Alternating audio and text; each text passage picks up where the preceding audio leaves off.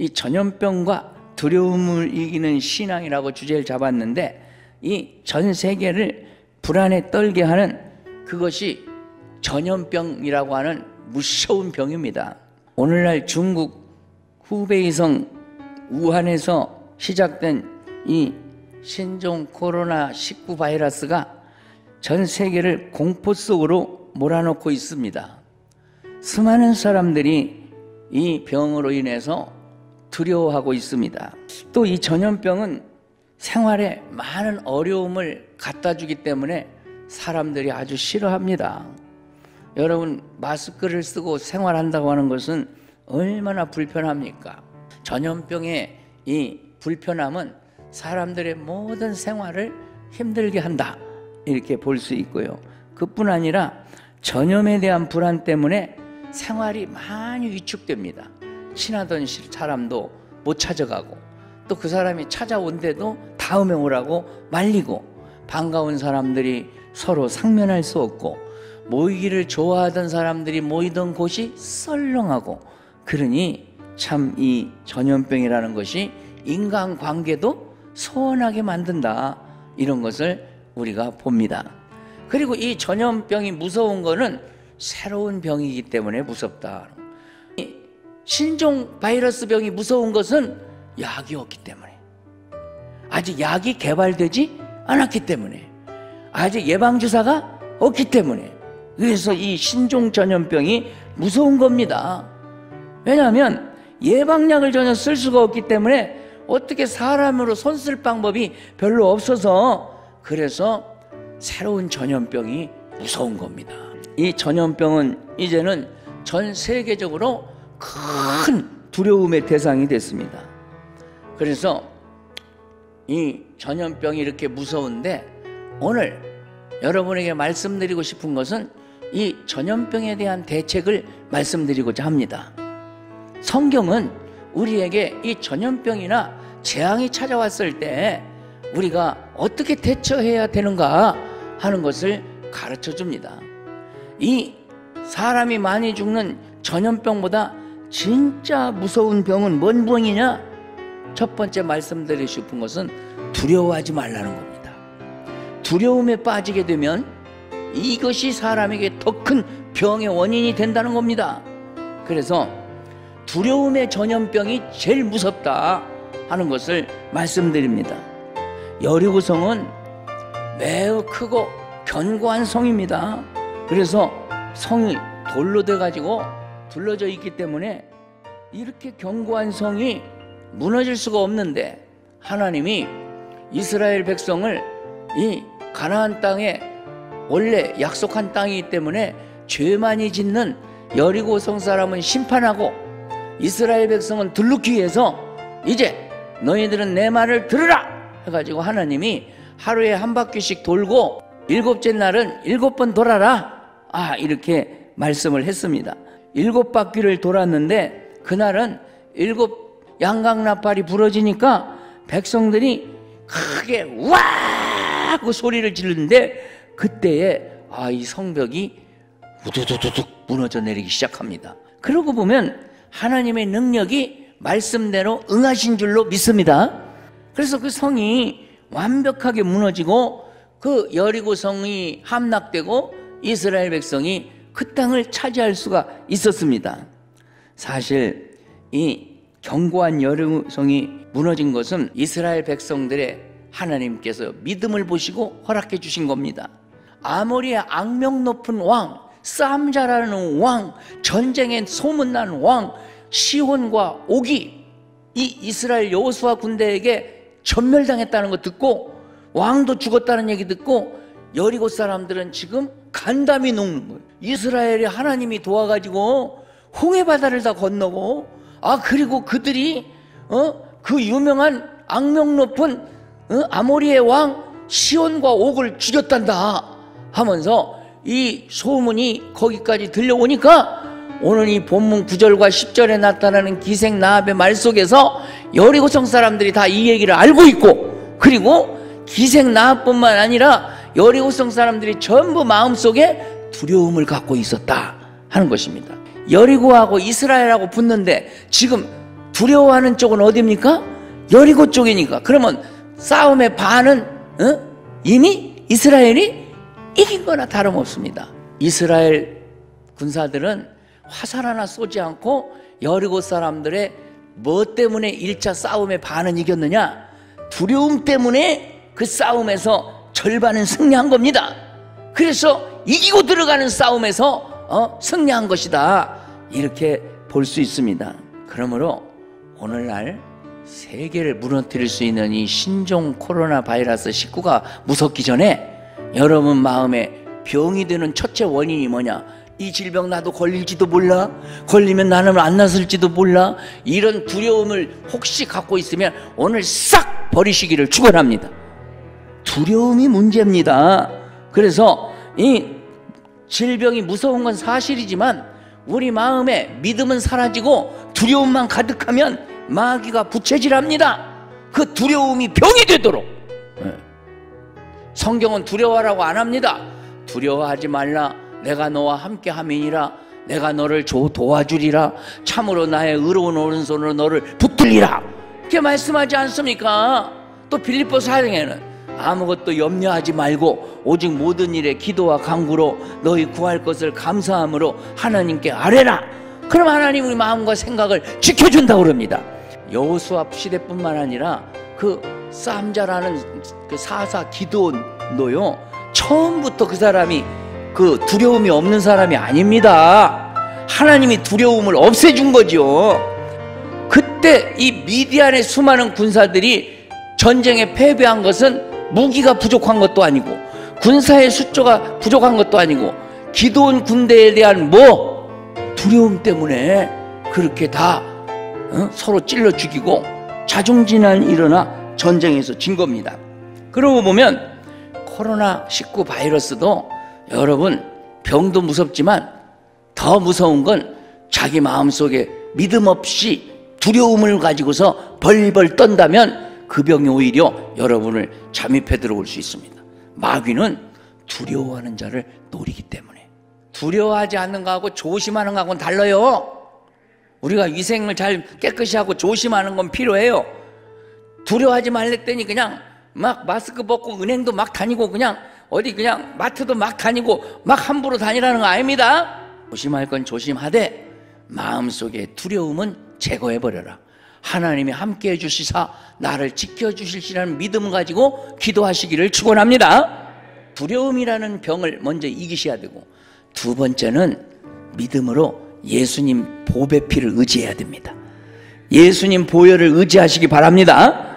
천사가 칼을 빼서 애굽 사람들을 죽일 때에 이스라엘 집엔 그 문설주에 발린 뭘 보고?